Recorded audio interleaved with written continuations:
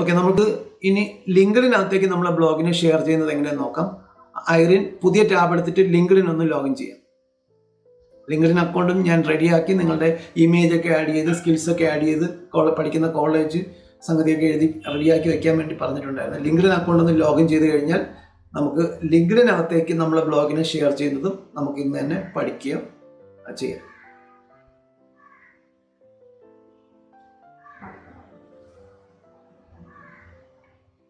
അപ്പോൾ ലിങ്ക്ഡിൻ്റെ യൂസർ നെയിമും പാസ്വേഡും കൊടുത്ത് ലോഗിൻ ചെയ്ത് കഴിഞ്ഞ് കഴിഞ്ഞാൽ ലിങ്ക്ഡിൻ നിങ്ങൾ കുറച്ചുകൂടെ വളരെ സീരിയസ് ആയിട്ട് എടുക്കേണ്ട ഒരു പ്ലാറ്റ്ഫോമാണ്. പ്രത്യേകിച്ച് നിങ്ങൾ പഠിച്ച് കൊണ്ടിരിക്കുന്ന ആൾക്കാരാണ്. പഠിച്ച് കഴിയുമ്പോൾ തന്നെ നിങ്ങളുടെ പ്രൊഫഷണൽ സ്കിൽസിനെ പറ്റി നിങ്ങളെപ്പോലെയുള്ള ആൾക്കാരെ അബ്സോർവ് ചെയ്യാനിരിക്കുന്ന കമ്പനികളിൽ വിസിബിൾ ആവുകയും അതുവഴി നമുക്ക് കൂടുതൽ സാധ്യതയൊക്കെ കിട്ടുമെന്നുള്ളതാണ് ഒരു വസ്തുത.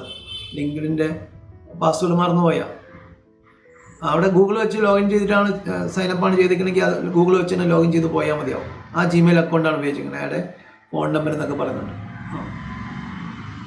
ഓക്കെ, അപ്പോൾ നമ്മൾ ലിങ്ക്ഡിനകത്തേക്ക് ലോഗിൻ ചെയ്ത് കഴിഞ്ഞു. അപ്പോൾ നമ്മൾ എല്ലാവരും ഒന്ന് ശ്രദ്ധിക്കുക, നമ്മൾ ലിങ്ക്ഡിനകത്തേക്ക് ലോഗിൻ ചെയ്തിട്ട് നമ്മളെ ലിങ്ക്ഡിൻ പ്രൊഫൈൽ നല്ലതാണ് കേട്ടോ. ഐറിൻ ഞാൻ പറഞ്ഞതുപോലെ തന്നെ നല്ല പിക്ചറൊക്കെ ആഡ് ചെയ്ത് നന്നാക്കി വെച്ചിട്ടുണ്ട്. ഇനി ഐറിന് ഇപ്പം നമ്മൾ ചെയ്യാൻ പോകുന്നത് നമ്മൾ പബ്ലിഷ് ചെയ്ത ബ്ലോഗ് പോസ്റ്റിനെ ലിങ്ക്ഡിനകത്തേക്ക് ഷെയർ ചെയ്യുന്നതാണ്. ലിങ്ക്ഡിനകത്തേക്ക് ഐറിൻ ഷെയർ ചെയ്തതോടൊപ്പം തന്നെ ഇടയ്ക്ക് നമ്മൾ പഠിക്കുന്ന ഓരോ സ്കിൽസും ലിങ്ക്ഡിനകത്തേക്ക് ആഡ് ചെയ്ത് പോകുക. അപ്പോൾ നമ്മളിപ്പോൾ എന്തൊക്കെ സ്കിൽസ് പഠിച്ചെന്ന് വെച്ച് കഴിഞ്ഞാൽ നിങ്ങൾ ഗൂഗിൾ സെർച്ച് കൺസോൾ പഠിച്ചു കഴിഞ്ഞു, ഗൂഗിൾ അനലിറ്റിക്സ് പഠിച്ചു കഴിഞ്ഞു, എങ്ങനെയാണ് ഒരു ബ്ലോഗ് ചെയ്യണതൊക്കെ പഠിച്ചു കഴിഞ്ഞു. അപ്പം ബ്ലോഗിങ് എന്നുള്ള സ്കിൽസ് എഴുതാം, ഗൂഗിൾ സെർച്ച് കൺസോൾ എന്ന് പറഞ്ഞ സ്കിൽസ് എഴുതാം, അതുപോലെ തന്നെ ഗൂഗിൾ അനലിറ്റിക്സ് എന്ന് പറഞ്ഞ സ്കിൽ എഴുതാം. അങ്ങനെ ഇങ്ങനെ സ്കിൽസ് ആഡ് ചെയ്ത് പോകുമ്പോൾ ഈ സ്കിൽസൊക്കെ ഉള്ള ഒരു പ്രൊഫഷണലിനെ നോക്കുന്ന ഒരു കമ്പനിക്ക് നിങ്ങളുടെ പ്രൊഫൈൽ വിസിബിൾ ആയാൽ നിങ്ങൾക്ക് വർക്ക് എൻക്വയറീസ് കിട്ടാം, ഇൻറ്റേൺഷിപ്പൊക്കെ കിട്ടാനും ഒക്കെ വളരെ എളുപ്പമാണ്. ഒരു പഠിച്ച് തീരുന്നതോടൊപ്പം തന്നെ നിങ്ങൾ ഇൻറ്റേൺഷിപ്പിനൊക്കെ കയറി കഴിഞ്ഞ് കഴിഞ്ഞാൽ നിങ്ങൾക്ക് ഇൻറ്റേൺഷിപ്പ് കഴിഞ്ഞ ആ കമ്പനിയിൽ പ്ലേസ്മെൻ്റ് ഒക്കെ കിട്ടാനുള്ള സാധ്യത വളരെ കൂടുതലാണ്, ഒരു സംശയവും വേണ്ട. അപ്പോൾ ആ സ്കിൽസ് നിങ്ങൾ ആഡ് ചെയ്യുന്നതും ഇടയ്ക്കിടയ്ക്ക് നിങ്ങൾ പുതുതായിട്ട് പഠിക്കുന്ന ഓരോ സംഗതികൾ സ്കിൽസായിട്ട് ആഡ് ചെയ്ത് പോയി. അപ്പോൾ നിങ്ങൾക്ക് ആൾറെഡി നിങ്ങൾ 3 സ്കിൽസ് നിങ്ങൾ അച്ചീവ് ചെയ്ത് കഴിഞ്ഞു. എന്തൊക്കെയാണ്? നിങ്ങൾ ഗൂഗിൾ സെർച്ച് കൺസോൾ പഠിച്ചു. ഒരു SEO ചെയ്യുന്ന ആൾക്കാർ ബേസിക് ആയിട്ട് ഉപയോഗിക്കുന്ന ഏറ്റവും ഇമ്പോർട്ടൻ്റ് ആയിട്ടുള്ള ടൂളാണ് ഗൂഗിൾ സെർച്ച് കൺസോൾ. അതിൻ്റെ ബേസിക്സ് ഒക്കെ നിങ്ങൾ പഠിച്ചു കഴിഞ്ഞു. പിന്നെ ഗൂഗിൾ അനലിറ്റിക്സ് എന്നുള്ള ടൂൾ പഠിച്ചു കഴിഞ്ഞു. ഇതൊക്കെ അറിയുന്ന ആൾക്കാർക്ക് ജോബ് കൊടുക്കാനിരിക്കുന്ന ഒരുപാട് കമ്പനികളുണ്ട്. ഇതുപോലെയുള്ള സ്കിൽസ് ഗൂഗിൾ സെർച്ച് കൺസോളിൽ വെരിഫൈ ചെയ്യാൻ അറിയുക, വെബ്സൈറ്റിനെ ഗൂഗിൾ സെർച്ച് കൺസോളിൽ ക്യാച്ച് ചെയ്യാൻ സബ്മിറ്റ് ചെയ്യാൻ അറിയുന്ന ആൾക്കാരെ നോക്കിയിരിക്കുന്ന ഒരുപാട് കമ്പനികളുണ്ട്. അവരിലേക്ക് മുമ്പിൽ നിങ്ങളെ പ്രൊഫൈൽ വിസിബിൾ ആകും നിങ്ങൾ സ്കിൽസായിട്ട് അത് ആഡ് ചെയ്ത്. അപ്പോൾ നമ്മൾ ലിങ്ക്ഡിനകത്തേക്ക് ലോഗിൻ ചെയ്ത് കഴിഞ്ഞു. ഇനി ഐറിൻ ചെയ്യേണ്ടത്, ഐറിൻ ആദ്യം ലിങ്ക്ഡിൻ്റെ പ്രൊഫൈൽ ഒന്ന് കസ്റ്റമൈസ് ചെയ്യാനുള്ള സ്ഥലത്തേക്കാണ് നമ്മൾ പോകുന്നത്. എല്ലാവരും ശ്രദ്ധിക്കുക, ഐറിൻ ജോർജ് എന്നുള്ള ആ ലെഫ്റ്റ് സൈഡിൽ എഴുതിക്കുന്ന പിക്ചറിൻ്റെ താഴെ എഴുതിക്കുന്നില്ല, അവിടെ ഒന്ന് ക്ലിക്ക് ചെയ്യുക. ഐറിൻ ജോർജ് എന്നുള്ള നിങ്ങളുടെ പ്രൊഫൈൽ നെയിം കൊടുക്കുന്നിടത്ത് ഒന്ന് ക്ലിക്ക് ചെയ്യുക. അപ്പോൾ അവിടെ എഡിറ്റ് പ്രൊഫൈൽ ലെഫ്റ്റ് സൈഡിൽ ഐറിൻ ജോർജ് എന്ന് എഴുതിക്കുന്നില്ലേ പിക്ചറിൻ്റെ അവിടെ ഒന്ന് ക്ലിക്ക് ചെയ്തേ. അപ്പോൾ നമ്മുടെ പ്രൊഫൈലിലേക്ക് ചെല്ലും. പ്രൊഫൈലിൽ ചെന്ന് കഴിഞ്ഞാൽ വലത് സൈഡിൽ എഡിറ്റ് പബ്ലിക് പ്രൊഫൈൽ എന്നുള്ള ഓപ്ഷൻ കാണാൻ പറ്റും. റൈറ്റ് സൈഡിലായിട്ട് എഡിറ്റ് പബ്ലിക് പ്രൊഫൈൽ URL എന്നൊക്കെ കാണിക്കുന്നുണ്ട്, അവിടെ ക്ലിക്ക് ചെയ്യുക. ആദ്യം നിങ്ങളെ പ്രൊഫൈൽ URL ഒന്ന് കസ്റ്റമൈസ് ചെയ്യുക. അവിടെ നോക്കിയേ, നിങ്ങളെ പ്രൊഫൈൽ URL ഇപ്പോൾ കിടക്കുന്നത് linkedin.com/in/ഐറിൻ ജോർജ്, പിന്നെ കുറേ ഡിജിറ്റ്സ് ഒക്കെ കിടക്കണ്ടാവും. നിങ്ങൾക്ക് ആവശ്യമില്ലാത്ത കുറേ ഡിജിറ്റ്സ് ഒക്കെ അവിടെ കിടക്കണ്ടാവും. അവിടെ നിങ്ങൾ ആ എഡിറ്റ് ബട്ടൺ ഉണ്ട്, അതിലൊന്ന് ക്ലിക്ക് ചെയ്തിട്ട് ഐറിൻ ജോർജ് എന്ന് മാത്രമാക്കി നോക്കുക. വേറെ ആരും ആ ഐഡിയ എടുത്തിട്ടില്ല എന്നുണ്ടെങ്കിൽ ഐറിൻ ജോർജിന് അത് സ്വന്തമാണ്. ആ ആവശ്യമില്ലാതെ കിടക്കുന്ന ഡിജിറ്റ്സ് ഒക്കെ കളയുക. അതിനകത്തുള്ള മെക്കാനിസമാണ്. നമ്മൾ ലിങ്ക്ഡിനകത്ത് ആദ്യമായിട്ട് പ്രൊഫൈൽ ക്രിയേറ്റ് ചെയ്യുമ്പോൾ ഇതുപോലെ കുറേ ആവശ്യമില്ലാത്ത ഡിജിറ്റ്സും നമ്പറും ഒക്കെ കിടക്കുന്നതായിരിക്കും നമ്മളെ URL. നമ്മൾ എന്ത് ചെയ്യുക, അതിനെ കസ്റ്റമൈസ് ചെയ്ത് നമ്മൾക്ക് ആവശ്യമുള്ള സംഗതിയാക്കി മാറ്റുക. ഐറിൻ ജോർജ് എന്ന് മാത്രം ആക്കിയിട്ട് സേവ് കൊടുത്ത് നോക്കിയേ, അത് അവൈലബിൾ ആണെന്നുണ്ടെങ്കിൽ നമുക്ക് ഒരു പച്ച ടിക്ക് വരും, അവൈലബിൾ അല്ല. അപ്പം ഐറിൻ സൂസൻ ജോർജ് എന്ന് കൊടുത്തു നോക്കി. അതാണ് ഫുൾ നെയിം. സർട്ടിഫിക്കറ്റിലുള്ള നെയിം എന്താ? ഐറിൻ സൂസൻ ജോർജ് എന്നാണ് സർട്ടിഫിക്കറ്റിലെങ്കിൽ അത് കൊടുത്തു നോക്കും. അല്ലെങ്കിൽ എന്തെങ്കിലും ഇനിഷ്യൽ എന്തെങ്കിലും ചേർത്ത് കൊടുക്കാൻ നോക്കും. Irene Susan George. അവിടെ സ്പേസ് കൊടുക്കരുത്, പറ്റത്തില്ല. നമ്മളെ ഹൈഫൺ കൊടുക്കണം. ഹൈഫൺ കൊടുക്കാതെയും ചെയ്യാൻ പറ്റും കേട്ടോ. ഐറിൻ ജോർജ് എന്ന് ആദ്യം ഐറിൻ ജോർജ് എന്ന് മാത്രം ഹൈഫൺ ഒന്നും കൊടുക്കാതെ ചേർത്ത് കൊടുത്ത് നോക്കി, അത് അവൈലബിൾ ആണെന്ന് നോക്കി. ഓക്കെ, അങ്ങനെ കൊടുത്ത് നോക്കി, സേവ് കൊടുത്ത് നോക്കി. Okay, available. അപ്പോൾ ഐറിൻ കഴിഞ്ഞിട്ട് ഒരു ഹൈഫൺ കൊടുത്തിട്ട് സൂസൻ എന്ന് കൂടെ കൊടുത്തു. സൂസൻ -ജോർജ് അങ്ങനെ കൊടുക്കും. അപ്പം നിങ്ങളുടെ പ്രൊഫൈൽ URL കസ്റ്റമൈസ്ഡ് ആയി. ഇത് ഉറപ്പായിട്ടും കിട്ടുമായിരിക്കും. ഓക്കെ, ഇനി സേവ് കൊടുത്ത് നോക്കി. ഐറിൻ സ്പെല്ലിംഗ് നോക്കണം കേട്ടോ. ഐറിൻ സൂസൻ, സ്പേസ് കൊടുക്കരുത്. Irene hyphen. കാരണം ഇത് ട്വിറ്ററിനകത്തുള്ള നമ്മളെ പ്രൊഫൈലിൻ്റെ URL ആണ്. URL വരുന്ന സ്ഥലത്തൊന്നും നമുക്ക് സ്പേസ് കൊടുക്കാൻ പറ്റത്തില്ല. ഇനി സേവ് കൊടുത്ത് നോക്കി. അപ്പോൾ ഐറിൻ സൂസൻ ജോർജ് എന്നായി. ഓക്കെ, അപ്പം നമ്മൾ ഹൈഫൺ ഇല്ലാതെയാണ് കൊടുത്തത്. Okay, great. അപ്പോൾ നമുക്ക് ഇനി ID ഓക്കെ ആയി കണ്ടോ. അപ്പോൾ സേവായി. ഇനി പക്ഷെ ഒരു കാര്യം, നമ്മൾ ഒരിക്കൽ പ്രൊഫൈൽ URL കസ്റ്റമൈസ് ചെയ്ത് കഴിഞ്ഞാൽ പിന്നെ മാറ്റാൻ ഒരു സാഹചര്യം ഉണ്ടാകരുത്. മാറ്റരുത്, അങ്ങനെ പറയാൻ പറ്റത്തുള്ളൂ. കാരണം എന്താ വെച്ച് കഴിഞ്ഞാൽ നിങ്ങളുടെ ട്വിറ്റർ ലിങ്ക്ഡിനകത്ത് നിങ്ങൾക്ക് കിട്ടുന്ന കുറേ ഫോളോവേഴ്സും നിങ്ങൾക്ക് കുറേ ഇൻട്രാക്ഷനൊക്കെ കിട്ടുമ്പം അതിൻ്റെ അതോറിറ്റി വാല്യൂ ഒക്കെ ഗ്യാദർ ചെയ്യപ്പെടുന്നത് നിങ്ങളുടെ ലിങ്ക്ഡിൻ്റെ URLനകത്താണ്. അപ്പോൾ നിങ്ങൾ ഒരു URL കസ്റ്റമൈസ് ചെയ്തു, ഇപ്പം സ്കിൽസൊക്കെ ആഡ് ചെയ്തു, കുറച്ച് ഫോളോവേഴ്സൊക്കെ കിട്ടി, നമ്മൾ ഫ്രണ്ട്സും ഇപ്പം ഞാനോ ഒക്കെ ആൾക്കാർ തന്നെ ഐറിനെ ഫോളോ ചെയ്തു, അങ്ങനെ കുറേ ഫോളോവേഴ്സ് ഇൻട്രാക്ഷനൊക്കെ കിട്ടുമ്പോൾ ഐറിൻ്റെ URLനാണ് സോഷ്യൽ അതോറിറ്റി സ്കോർ കൂടുക.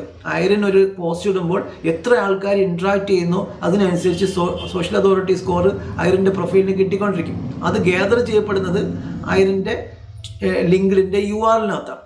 അപ്പോൾ ആ URL ഇങ്ങനെ ഗ്യാദർ ചെയ്തൊരു പവറൊക്കെ ആയി കഴിഞ്ഞിരിക്കുന്ന സമയത്ത് ഐറിൻ ചേഞ്ച് ചെയ്താൽ, ഇപ്പോൾ ഇതുവരെ ഉള്ളത് നോക്കണ്ട, പുതിയ പ്രൊഫൈലാണല്ലോ, ഇപ്പം നമ്മൾ ചേഞ്ച് ചെയ്തു, ഇനി നമുക്ക് കിട്ടുന്ന എല്ലാ പവറും ഈ URLനകത്താണ് ഗ്യാദർ ചെയ്യപ്പെടുന്നത്. ഉദാഹരണത്തിന് 2 വർഷം കഴിഞ്ഞപ്പം ഐറിൻ്റെ ലിങ്ക്ഡിൻ്റെ പ്രൊഫൈലിന് 100ൽ ഒരു 42 സോഷ്യൽ അതോറിറ്റി കിട്ടിയെന്ന് വെച്ചു. സോഷ്യൽ അതോറിറ്റി സ്കോർ 42ആയി. ആ സമയത്ത് ഐറിൻ URL ചേഞ്ച് ചെയ്ത് കഴിഞ്ഞാൽ അതുവരെ നമുക്ക് കിട്ടിയ പവറൊക്കെ നഷ്ടമാകും എന്നുള്ളതാണ് വസ്തുത. എല്ലാ സോഷ്യൽ മീഡിയ പ്രൊഫൈലിൻ്റെയും പ്രത്യേകത ഇത് തന്നെയാണ്. നമ്മൾ ഗ്യാദർ ചെയ്യുന്ന പവറൊക്കെ URLനകത്താണ് കിട്ടുക. ആ URL ചേഞ്ച് ആയി കഴിഞ്ഞാൽ അതുവരെയുള്ള സംഗതിയൊക്കെ നഷ്ടപ്പെടും. പിന്നെ അത് പെർമനൻ്റ് ആയിട്ട് റീഡയറക്റ്റ് ആയി അവിടെ നിന്ന് നമുക്ക് കിട്ടാൻ ചിലപ്പോൾ 2-3 മാസമൊക്കെ തിരിച്ച് പുതിയ URLന് കിട്ടാൻ, പഴയ പവർ കിട്ടാനായിട്ട് അത്ര സമയമൊക്കെ എടുക്കും. അതുകൊണ്ട് ഇടയ്ക്കിടയ്ക്ക് ഇത് മാറ്റുന്നത് ഒട്ടും ഉചിതമല്ല. അത് ലിങ്ക്ഡിനായാലും ട്വിറ്റർ ആയാലും നിങ്ങളുടെ ഇൻസ്റ്റാഗ്രാം പോലെയുള്ള സോഷ്യൽ മീഡിയ പ്രൊഫൈൽ ഏതായാലും പ്രൊഫൈൽ URL ഇടയ്ക്കിടയ്ക്ക് മാറുന്നത് ഒട്ടും ഉചിതമല്ല, അനുചിതമാണ്. ഓക്കെ, അപ്പോൾ നമ്മളിപ്പോൾ പ്രൊഫൈൽ URL എഡിറ്റ് ചെയ്ത് കഴിഞ്ഞു. ഐറിൻ ഇനി ചെയ്യേണ്ടത് കുറച്ച് താഴോട്ട് വരുമ്പം അവിടെ പബ്ലിക് പ്രൊഫൈൽ ബാഡ്ജ് എന്നുള്ളൊരു ഓപ്ഷൻ കാണാൻ പറ്റും. കുറച്ച് താഴോട്ട് വരണം. പബ്ലിക് പ്രൊഫൈൽ ബാഡ്ജ് എന്ന് കാണിക്കണ്ടാവും കണ്ടോ. അവിടെ ക്രിയേറ്റ് എ ബാഡ്ജ് ചെയ്യാനുള്ളൊരു ഓപ്ഷൻ കിട്ടും. ക്രിയേറ്റ് എ ബാഡ്ജ് ക്ലിക്ക് ചെയ്യുക. അപ്പോൾ നമ്മുടെ പബ്ലിക് പ്രൊഫൈൽ ബാഡ്ജ് ക്രിയേറ്റ് ആവും. പ്രൊഫഷണലി നിങ്ങളുടെ ഈ യങ്ങർ ജനറേഷൻ ഒരു നല്ല പ്രൊഫഷണൽ സ്കിൽസൊക്കെ ആഡ് ചെയ്ത് ഈ ഡിജിറ്റൽ മാർക്കറ്റിംഗ് SEO മേഖലയിലൊക്കെ ഒരുപാട് ജോബ് സാധ്യതകളുള്ള സ്ഥലത്ത് നിങ്ങളുടെ വിസിബിലിറ്റി കൂടാൻ വേണ്ടി നിങ്ങൾ ഹെൽപ്പ് ചെയ്യുന്ന ഒരു ഘടകം കൂടിയാണ് പ്രൊഫൈൽ ബാഡ്ജ് നിങ്ങൾ ക്രിയേറ്റ് ചെയ്യുക. ആ പ്രൊഫൈൽ ബാഡ്ജിൽ നിങ്ങൾ ആദ്യത്തെ സ്റ്റെപ്പ് 1 എന്ന് കാണിക്കുന്നുണ്ടാവും. ആ സ്റ്റെപ്പ് 1ൻ്റെ തൊട്ട് താഴെയുള്ള കോഡൊന്ന് കോപ്പി ചെയ്തെടുക്കുക. അവിടെ കോപ്പി കോഡൊന്നെടുത്ത് ക്ലിക്ക് ചെയ്താൽ മതി. എന്നിട്ട് നേരെ നമ്മൾ ബ്ലോഗറിലേക്ക് പോവുക.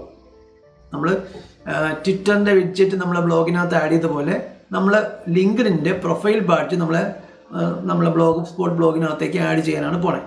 അവിടെ വീണ്ടും ലേഔട്ടിലാണ് നമ്മൾ നിൽക്കുന്നത്. അവിടെ ആഡ് എ ഗാഡ്ജറ്റ് ഒരിക്കൽ കൂടെ ക്ലിക്ക് ചെയ്യുക. ആഡ് എ ഗാഡ്ജറ്റ് എന്നുള്ളത് ഒരിക്കൽ കൂടെ ക്ലിക്ക് ചെയ്യുക. കറക്റ്റ്.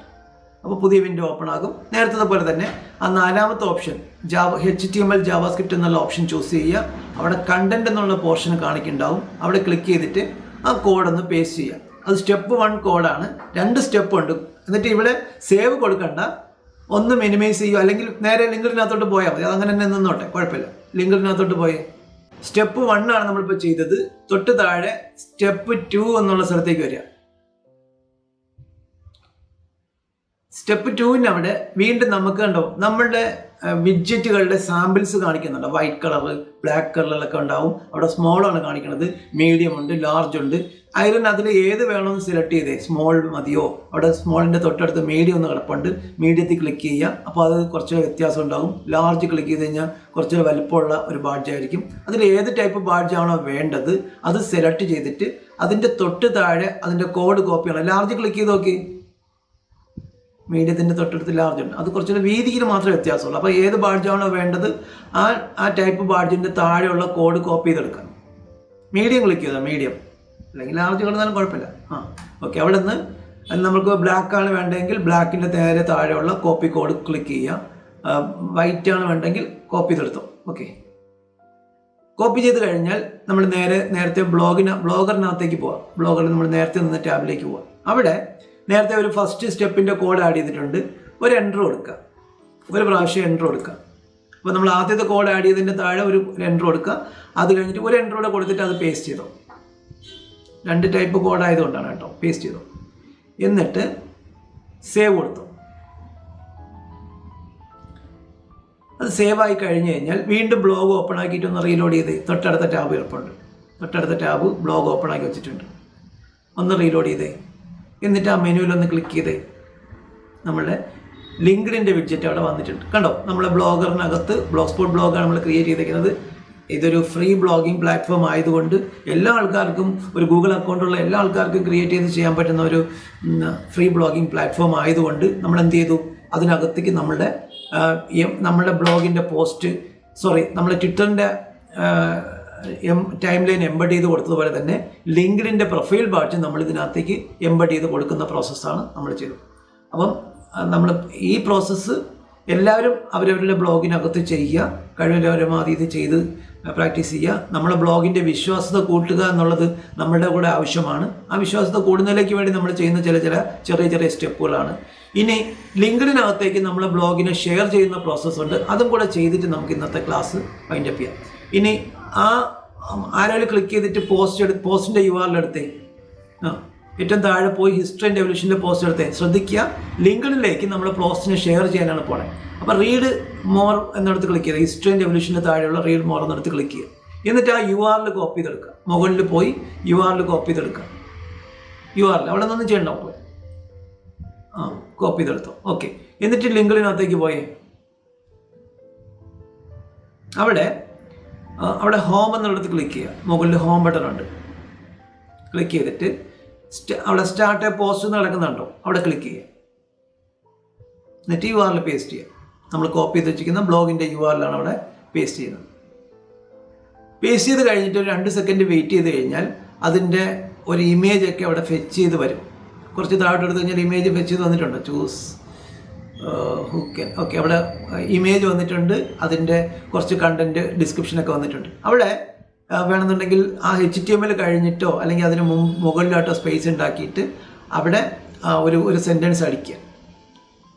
HTML കഴിഞ്ഞിട്ട് അടിച്ചാലും മതി. ഓക്കെ, അവിടെ this is my blog post about history and evolution എന്നോ അങ്ങനെ ഒരു ചെറിയ ഇൻട്രോ കൊടുക്കുക. ഒരു ചെറിയ സെൻറ്റൻസ് ഇൻട്രോ ആയിട്ട് കൊടുക്കുക. 1-2 സെൻറ്റൻസ് ആഡ് ചെയ്താലും കുഴപ്പമില്ല കേട്ടോ. അപ്പോൾ അവിടെ ഒരു സെൻറ്റൻസോ 2 സെൻറ്റൻസോ കൊടുക്കുമ്പോൾ നമ്മളുടെ പോസ്റ്റിന് റിലവൻ്റ് ആയിട്ടുള്ള 1-2 ഹാഷ് ടാഗുകൾ കൊടുക്കുക. ഒരു സെൻറ്റൻസ് കൊടുത്തിട്ട് ഹിസ്റ്ററി ഓഫ് SEO നമ്മൾ കൊടുത്തു. സ്പേസ് കൊടുത്തിട്ട് ഒരു ഹാഷ് കൊടുക്കുക. എന്നിട്ട് ഹാഷ് ടാഗുകൾ കൊടുക്കുക. SEO ഹിസ്റ്ററി എന്ന് കൊടുത്തോ. സ്പേസ് കൊടുത്തിട്ട് ഹാഷ് SEO എവല്യൂഷൻ എന്ന് കൊടുത്തോ. 2 ഹാഷ് ടാഗുകൾ കൊടുത്തോ. ഹാഷ് ടാഗിനെ പറ്റി ഞാൻ ആൾറെഡി പറഞ്ഞു കഴിഞ്ഞു. നമ്മളെ സോഷ്യൽ മീഡിയയിലൊക്കെ നമ്മളെ പോസ്റ്റുകളൊക്കെ ഷെയർ ചെയ്യുമ്പോൾ കൂടുതൽ ഔട്ട്റീച്ച് കിട്ടാൻ വേണ്ടിയിട്ട് കൂടുതൽ ആൾക്കാരുടെ മുമ്പിലേക്ക് നമ്മളെ പോസ്റ്റുകൾ എത്താൻ ഭാഗത്തിന് നമ്മൾ ഉപയോഗിക്കുന്ന ഒരു റിസോഴ്സാണ് ഹാഷ് ടാഗ് എന്ന് നമ്മൾ പറഞ്ഞു. നമ്മളിവിടെ SEO ഹിസ്റ്ററിയെ പറ്റി എവല്യൂഷനെ പറ്റി എഴുതിയിരിക്കുന്ന പോസ്റ്റ് ആയതുകൊണ്ടാണ് SEO ഹിസ്റ്ററി എന്നും SEO എവല്യൂഷൻ എന്ന ഹാഷ് ടാഗ് കൊടുത്ത് സ്പേസ് കൊടുത്തു. എന്നിട്ട് ഒരു പോസ്റ്റ് ബട്ടണിൽ ക്ലിക്ക് ചെയ്താൽ അപ്പോൾ നമ്മുടെ ലിങ്ക്ഡിൻ പോസ്റ്റ് പബ്ലിഷായി. അപ്പോൾ നമ്മളെ ബ്ലോഗ് പോസ്റ്റിനെ ലിങ്ക്ഡിൻ ഷെയർ ചെയ്യുന്ന പ്രോസസ്സാണ്. ഇതൊക്കെ വളരെ സിമ്പിൾ പ്രോസസ്സാണ്.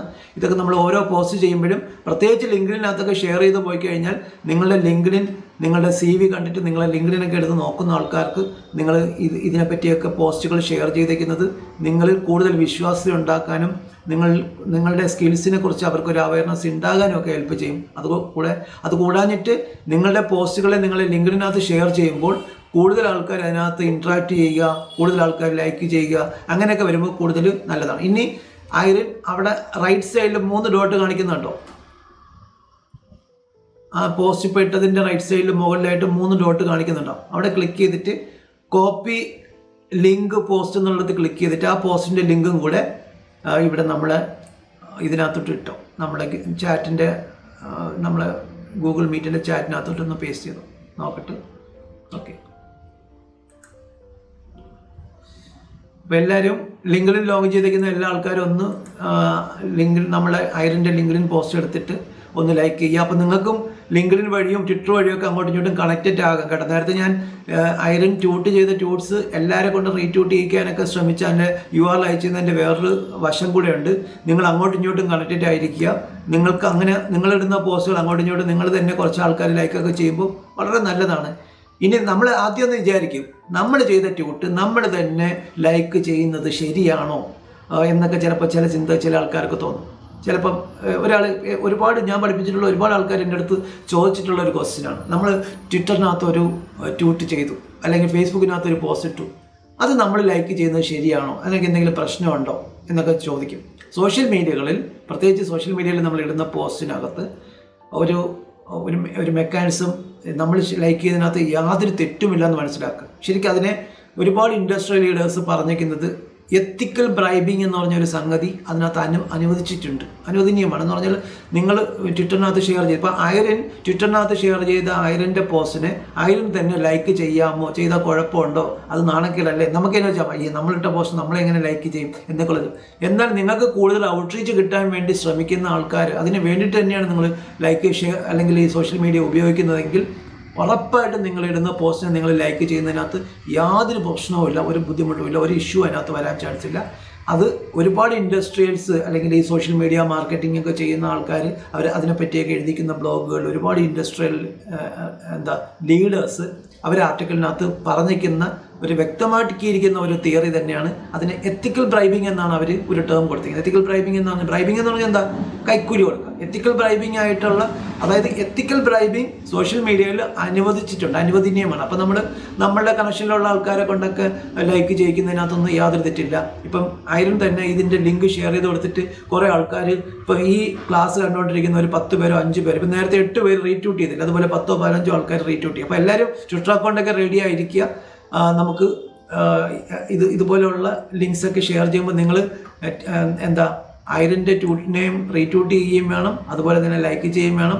അതുവഴി നിങ്ങൾക്ക് അങ്ങോട്ടും ഇങ്ങോട്ടും കണക്റ്റഡ് ആകാൻ പറ്റും. ഇതിൽ സോഷ്യൽ മീഡിയ അതോറിറ്റി കൂടിയ, സോഷ്യൽ മീഡിയകളിൽ ഒരുപാട് ഇൻട്രാക്റ്റീവ് ആയിട്ടുള്ള ആൾക്കാരൊക്കെ അതിനെ ലൈക്ക് ചെയ്യുകയും ഷെയർ ചെയ്യുകയൊക്കെ ചെയ്യുമ്പോൾ ഐറിനും അതിൻ്റേതായിട്ടുള്ള ഗുണം കിട്ടുമെന്നുള്ള കാര്യം മനസ്സിലാക്കാം. അപ്പോൾ എന്തായാലും ഞാൻ ഐറിൻ്റെ ലിങ്ക്ഡിൻ്റെ പോസ്റ്റിനെ ഞാനും ലൈക്ക് ചെയ്തേക്കാം, ട്വീറ്റ് ഓപ്പൺ ആക്കിയിട്ട് ഞാനും റീട്വീറ്റ് ചെയ്തേക്കാം, ലൈക്ക് ചെയ്തേക്കാം. അപ്പോൾ നമുക്ക് ഇന്നത്തെ ക്ലാസ് ഇവിടെ അവസാനിപ്പിക്കാം.